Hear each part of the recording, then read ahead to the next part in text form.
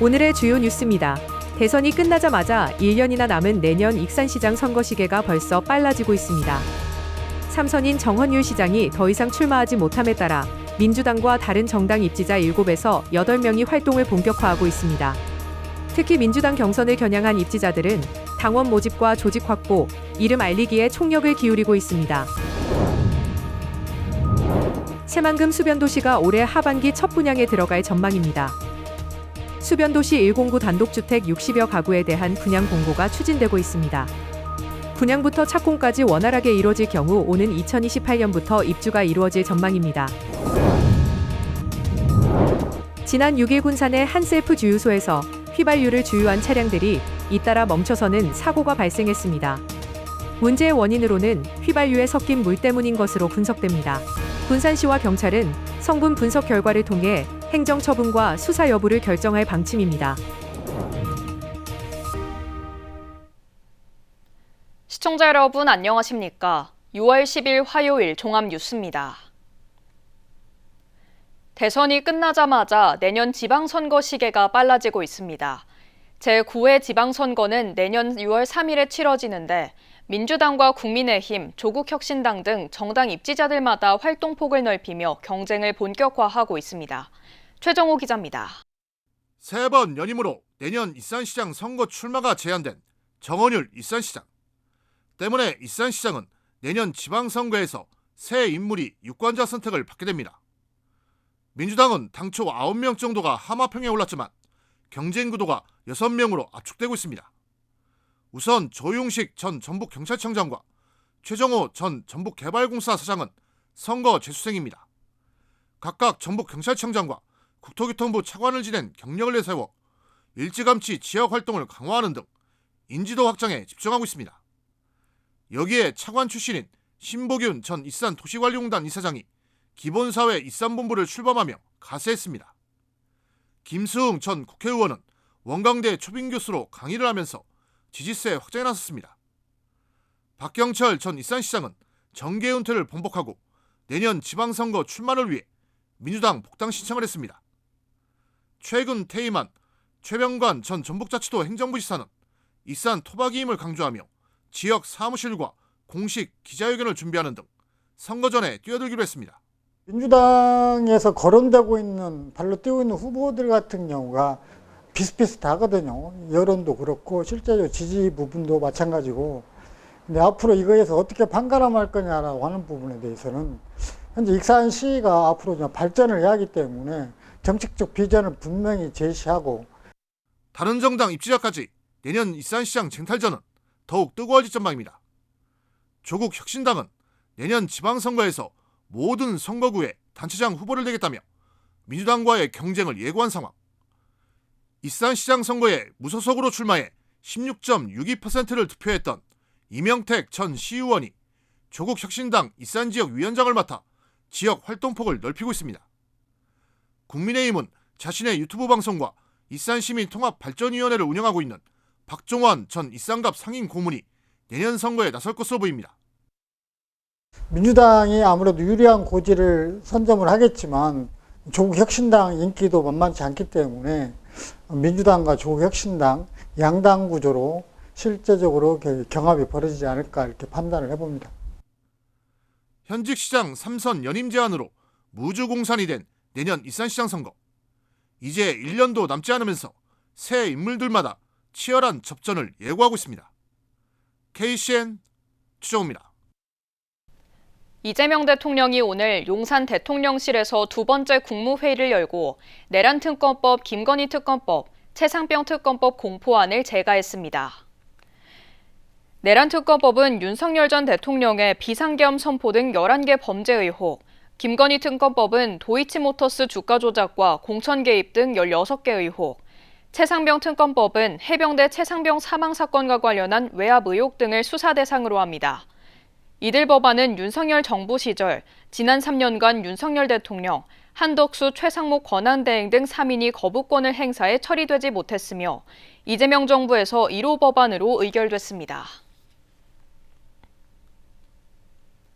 이재명 정부가 들어서면서 그동안 소외된 도내 인사들의 중용 여부에 관심이 쏠리고 있습니다.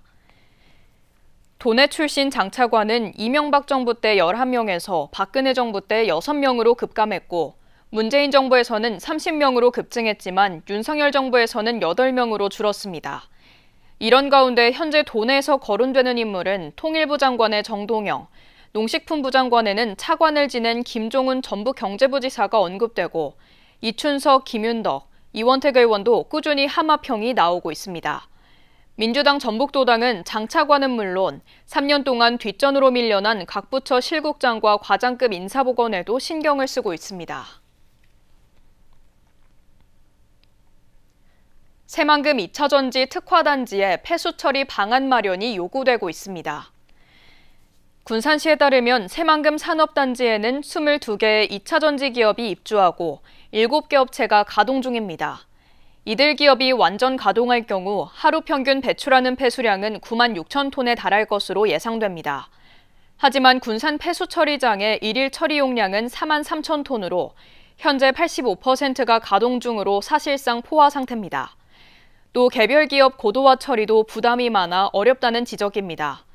특히 개별 기업의 직방류는 폐수의 오염도가 높아 어민들의 반대가 높습니다. 명일 제거폐항이 새만금 국가산업단지에 해상작업용 제거바지선 제조시설을 짓습니다. 명일 제거폐항은 오늘 새만금개발청 전북도, 군산시 등과 함께 해상작업용 제거바지선과 해양기자재 생산시설 건립을 위한 투자협약을 체결했습니다. 이번 협약에 따라 명일제거폐항은 새만금 국가산단 109 만평부지에 310억 원을 투자해 제조시설을 조성할 예정입니다. 1998년 설립된 명일제거폐항은 해양 구조물 제작에 특화된 기술력을 바탕으로 성장해온 군산 강소기업입니다. 군산에서 부안까지의 해역이 해양문화유산 국제교류지구로 이달 말 지정될 전망입니다. 전북자치도는 10일 공청회를 열고 군산에서 부안까지의 해역 1,570제곱미터의 국제교류지구 계획 수립 방안을 밝혔습니다. 계획안에 따르면 국제교류지구 가운데 기존 수중문화유산이 발굴된 400제곱미터는 핵심 국제교류지구로 나머지 1,170제곱미터는 예비 국제교류로 설정했습니다. 전북도는 이 해역에 많은 해양문화유산을 발굴하고 보존해 관광자원으로 개발하기 위해 이달 말 지구로 지정할 계획이라고 밝혔습니다. 익산시 부채가 3천억 원에 육박한 것으로 나타났습니다. 좋은정치 시민넷이 분석한 지난해 기준 익산시 회계분석 결과를 보면 전체 부채는 1년 전보다 14.9%가 늘어난 2,999억 8,800만 원으로 집계됐습니다. 부채 내역을 보면 신청사 건립과 국도 27호 대체 우회도로 건설 등입니다. 익산시의 총자산 대비 부채 비율은 4.99%로 나타났습니다.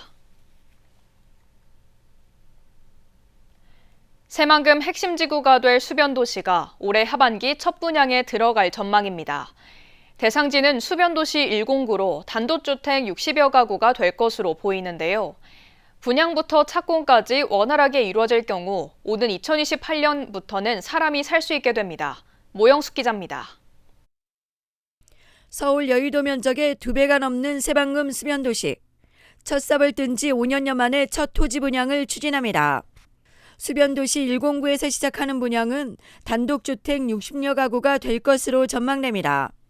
단독주택 분양용지는 35,361제곱미터. 새만금 개발공사는 국내 부동산 시장을 고려해 평당 200만 원 선을 검토하고 있는 것으로 알려졌습니다. 공정한 공급을 위해 경쟁 입찰과 추천 방식을 병행해 적용할 방침입니다. 이와 함께 근린 생활시설 용지 8,820제곱미터도 분양할 예정입니다. 근린 생활시설 용지 약 2,700평과 단독주택 용지 약 11,000평을 공급할 예정이며 이는 새만금 내 최초의 도시형 정주 공간 공급이라는 점에서 큰 상징과 의미를 갖고 있습니다. 새만금 개발공사는 새만금의 첫 도시로서의 위상을 갖추기 위해 지난달 통합개발계획을 변경했습니다. 이번 변경으로 개발 면적은 6.6제곱킬로미터에서 6.3제곱킬로미터로 줄었지만 사업비는 1조 3천억 원에서 1조 9천억 원으로 늘었습니다. 또 개방형 수로와 수변 도시를 중심으로 관광과 상업, 문화가 어우러진 복합 수변 도시로 조성할 계획입니다. 특히 공항과 항만, 철도 등 광역 교통 인프라와 연계해 접근성과 이동 편의성을 높일 예정입니다. 수변 도시를 항만 배후 및 기업 지역 중심의 특화 도시로 전환하고 지방 소멸과 장래 산업 수요에 대비한 지속 가능한 미래형 도시 구조를 구축하는 데 중점을 두고 있습니다. 분양부터 착공까지 원활하게 이루어질 경우 오는 2028년부터는 사람이 살 수 있게 됩니다.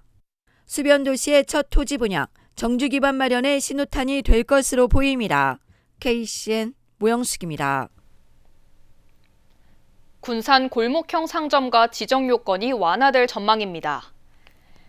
김경식 시의원은 기존 2,000제곱미터 이내 면적의 25개 이상 점포에서 15개 이상 점포로 지정 요건을 완화하는 군산시 골목형 상점가 활성화 지원조례 일부 개정안을 발의했습니다.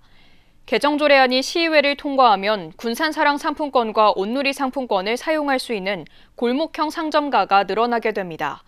현재 강천상가, 나운상가, 동백로 나운상가, 디오션시티 G플레이스 등이 골목형 상점가로 지정돼 있으며 수송동 제1아파트 상권과 경암동 설해장터 상권도 등록을 추진 중입니다. 군산시가 청렴도 향상을 위해 3대 개선 전략을 마련하고 각 부서가 계획부터 실행, 점검을 연계하기로 했습니다. 군산시는 어제 제2차 청렴도 향상 추진협의회를 열고 반부패 청렴도 향상 추진 계획에 대한 개선 전략을 논의했다고 밝혔습니다. 개선 전략은 다음 달까지 2달 동안 보조금 지원 사업의 70%를 차지하는 농업 문화관광, 복지사업 담당국별 보조사업자 보조금 담당자와 간담회를 개최합니다. 또 인사행정을 위한 희망보직제 점수제 시행과 반영률 공개, 심사제 방안 운영 등을 논의했습니다. 익산시의회 정례회가 열렸습니다. 올해 첫 정례회는 오는 24일까지 진행되며 익산시가 제출한 추경 예산안을 심의하게 됩니다. 또 2024년 회계연도 결산안 등 안건 32건을 처리합니다. 익산시의회는 정례회 첫날 소기령 의원이 대표 발의한 농사용 전기요금 인상계획 철회 촉구 건의안을 채택했습니다.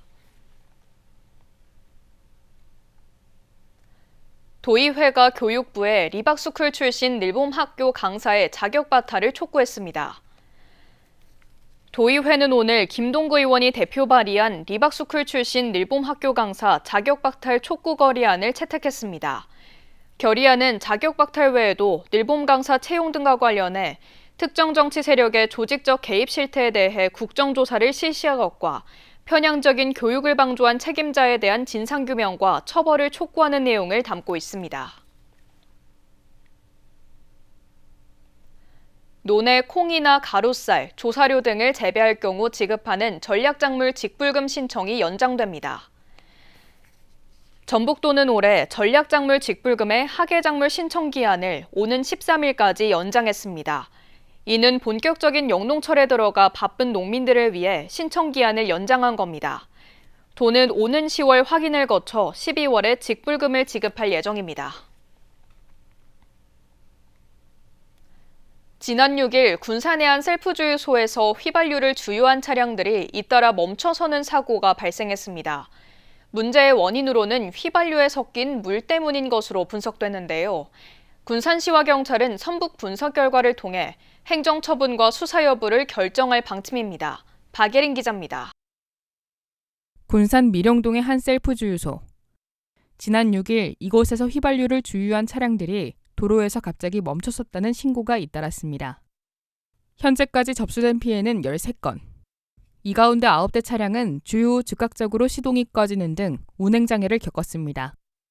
아침에 전화하신 분인데 엔진 오일이 좀 많이 줄어들으니 그거와 관계되냐고 나한테 아까 여쭤봤거든요. 문제가 된 주유소는 현재 해당 주유기의 사용만 중단한 채 다른 기기는 계속 운영 중입니다. 경찰은 휘발유 샘플을 한국석유관리원에 보내 성분 분석을 의뢰했고 분석 결과가 나와야 본격적인 수사에 나설 수 있다고 밝혔습니다. 석유품질관리원에서 네. 지금 시리를 채취를 해갖고 그 결과가 오는 것을 보고 경찰은 이 주유소가 정유사 직영점이라는 점을 확인하고 불법 휘발유보다는 저장 탱크나 배관 문제로 물이 유입됐을 가능성에 무게를 두고 있습니다. 주유소 측은 취재를 거부하며 해명을 피했습니다. 한국석유관리원에 따르면 정상적인 휘발유의 침전물 기준은 0.02% 이하로 사실상 거의 없어야 합니다. 그러나 시동이 꺼질 정도의 증상이 나타났다면 상당량의 침전물이 섞였을 가능성이 크다는 게 정비업계의 분석입니다. 군산시는 주유소의 관리가 미흡했던 것이 원인이라고 밝혔습니다. 그러니까 불법이라고 보기는, 불법 위반이라고 보기는 어려울 것 같고 불이 들어간 걸로 추정된다고 하셨습니다. 성분 분석 결과 품질 부적합 판정을 받을 경우 경과실이면 1차 경고, 반복 시에는 영업정지 3개월 처분이 내려집니다. 또 가짜 석유로 확인될 경우 1회 위반만으로도 영업정지 3개월 처분을 받을 수 있습니다. 주유소 직영점에서 벌어진 이번 사고. 휘발유에 물이 섞인 관리 문제인지 더 중대한 불법 행위인지에 따라 행정처분은 물론 형사적 책임으로까지 이어질 수 있습니다. KCN 박예린입니다. 군산경찰서가 지인을 차로 치어 숨지게 한 혐의로 60대 A씨를 조사 중이라고 밝혔습니다. A씨는 9일 오전 11시 5분쯤 옥서면의 한 도로에서 승합차로 지인인 B씨를 들이받아 숨지게 한 혐의를 받고 있습니다. 당시 경찰은 B씨가 자신의 승합차를 혼자 운전하다가 가드레일 등을 차례로 들이받아 충격으로 숨진 사고로 파악했습니다. 경찰은 CCTV 등을 분석하다가 사고 당시 A씨가 승합차를 운전해 B씨를 들이받고 도주한 사실을 새로 확인했습니다. 교통 사망사고를 살인사건으로 전환한 경찰은 9일 오후 8시쯤 A씨를 군세 내안 노상에서 붙잡았습니다. 익산에서 70대 노인을 치어 숨지게 한 화물차 기사에게 내려졌던 1심 징역형이 항소심에서 금고형으로 변경됐습니다. 전주지법 형사부는 항소심에서 교통사고 처리 특례법 위반 혐의로 기소된 A씨에 대해 징역 10개월에 집행유예 2년을 선고한 1심 판결을 파기하고 금고 10개월에 집행유예 2년을 선고했습니다. 또 사회봉사 120시간과 준법운전 강의 40시간도 명령했습니다. 항소심 재판부는 교통사고 처리 특례법상 치사죄 법정형이 5년 이하 금고 또는 2천만 원 벌금형으로 한정돼 있다며 징역형을 선고한 1심 판결은 법령을 잘못 적용한 것이라고 판단했습니다. A씨는 지난해 9월 익산의 신호등과 횡단보도가 없는 교차로에서 자전거를 타고 건너던 76살 노인을 트럭으로 치어 숨지게 한 혐의로 기소됐습니다. 기온이 크게 상승하면서 익산시가 폭염 대응을 강화합니다. 익산시는 9월 말까지 폭염 대책 기간을 운영하며 대응 특별팀을 가동합니다. 특별팀은 건강관리지원반 등 3개 반, 52명으로 구성됐습니다. 또 보행자가 많은 주요 사거리에는 175개의 그늘막을 가동하고 경로당과 금융기관 등 무더위 쉼터 501곳을 상시 개방합니다. 특히 독거노인 등 폭염 취약계층은 재난도우미가 투입됩니다. 집중호우에 대비해 익산 북부권 비닐하우스 집적지에 영농 폐기물 수거 작업이 진행됩니다. 익산시는 망성면 화산리와 용안면 법성리, 용동면 구산리 일대를 중심으로 비닐하우스 인접 농배수로의 영농 폐기물을 집중 수거합니다. 사전조사에서 파악된 영농 폐기물은 70여 톤에 달합니다.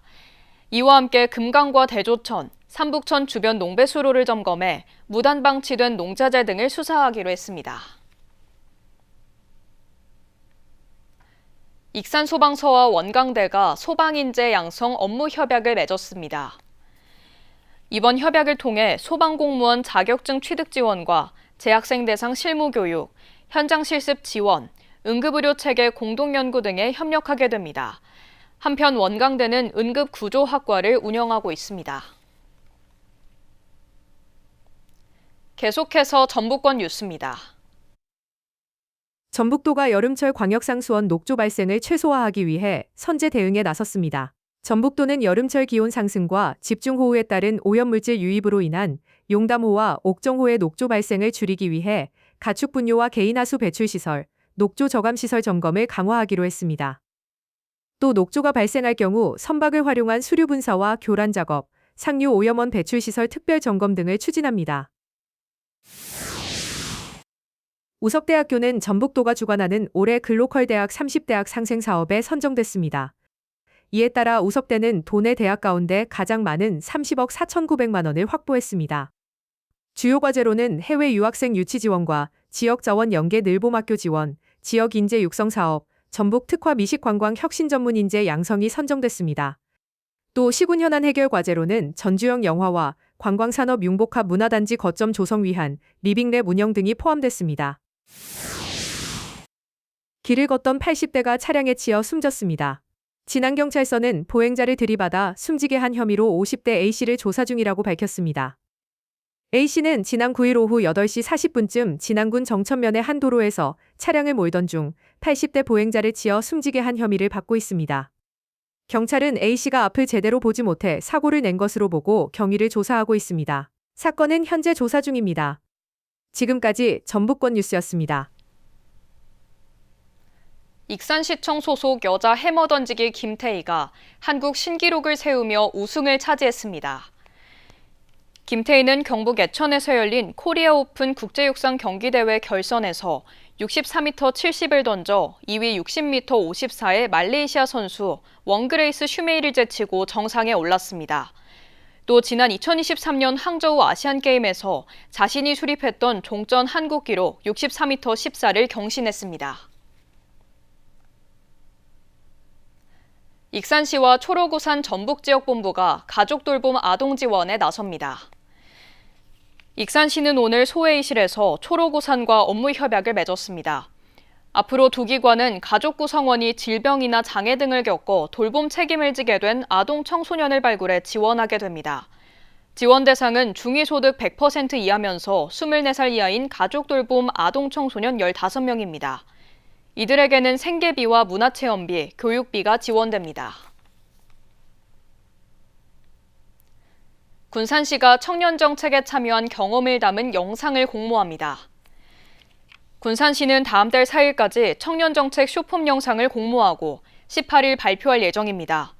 이번 공모전은 청년의 삶, 정책과 마주하다라는 주제로 1분 이내 영상으로 제작하면 됩니다. 공모 대상은 지난 2023년부터 2025년까지 군산시 청년정책에 참여했거나 현재 참여 중인 청년이며 개인 또는 팀 단위로 한 건 이내에서 출품할 수 있습니다. 다음은 우리 동네 소식입니다.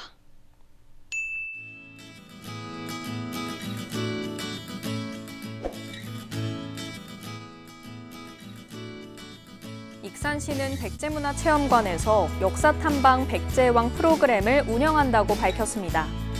이번 프로그램은 문화체육관광부가 주관하는 문화가 있는 날 사업의 일환으로 기획됐으며 찬란한 백제 역사와 문화를 어린이들이 쉽고 재미있게 체험할 수 있도록 구상했습니다.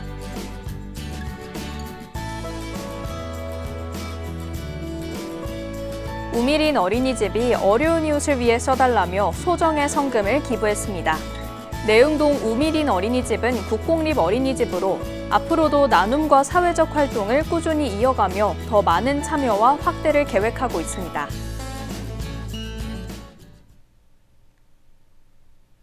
이어서 내일의 날씨입니다.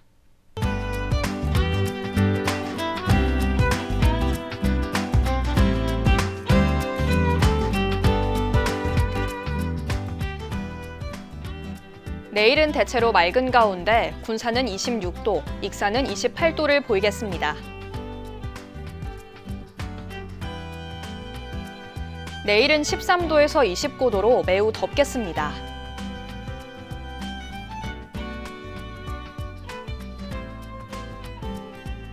익산은 주간 최고 30도를 보이며 금요일부터 비가 내리겠습니다.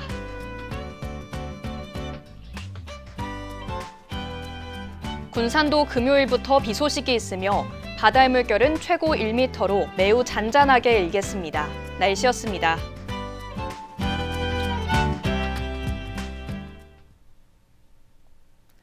이상으로 KCN 종합뉴스를 마칩니다. 정확한 보도로 늘 함께하겠습니다. 시청해주신 여러분 고맙습니다.